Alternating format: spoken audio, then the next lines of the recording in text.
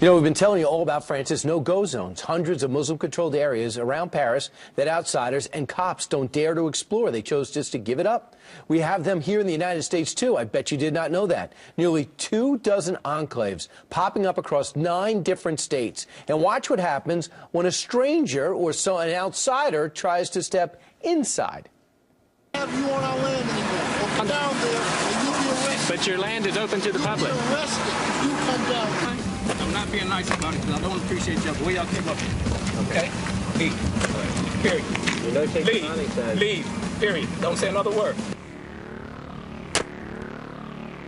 Joining us right now, the man behind that camera, founder and president of the Christian Action Network and author of Twilight in America, the untold story of Islamic training camps in America. Martin Moyer joins us right now. Martin, what was taking place right there? Where were you? Well, we were in Red House, Virginia. It's an isolated community, as most of these compounds are located in rural areas, heavily wooded, inside of the mountainous areas.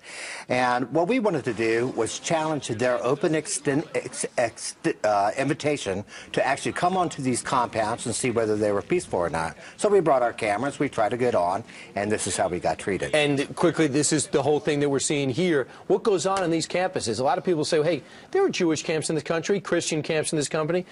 Why can't we have a Muslim camp? Because these are truly no-go zones. Unlike the ones in Europe, which I have visited, you can actually walk into those no-go zones. You can walk in with your cameras, you can talk to people, but in these particular no-go zones, you cannot get into. They have gates, they have armed guards, they have security forces, and when you go up into them, you're specifically told to leave these particular areas, and they're particularly dangerous. And we're watching right now. Where are we seeing this footage from?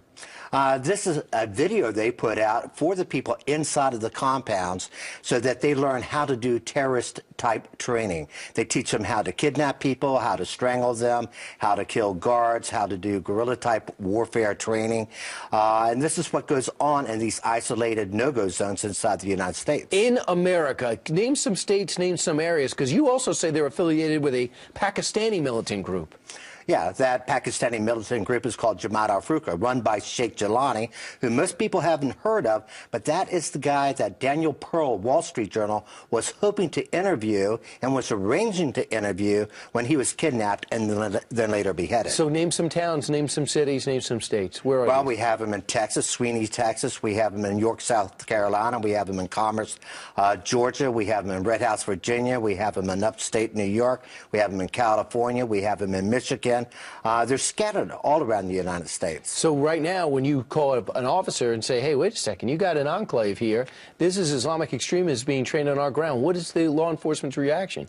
Well, the interesting thing about these camps, they're located in very rural areas of America, which has very small police departments, and they intentionally set them up in these areas where, for instance, the one in New York, they have a total of 4 police officers. I want you to hear what you say is a recruitment, the sound of a recruitment video to fill up these camps. Listen. You're most welcome to join one of our, advanced training course in Islamic or in Michigan, or in South Carolina, or in Pakistan, wherever we are, you can reach us. Where'd you get that?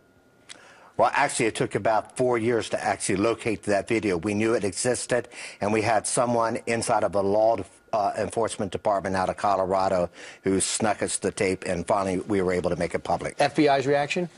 FBI's reaction is that, look, they have the First Amendment and other American rights to operate these enclaves in the United States, regardless of the type of weapon training, guerrilla warfare training that's going on inside of them. It's not okay with me, and it certainly doesn't seem to be okay with you. Martin Moyer, thanks so much, President and CEO of the Christian Action Network.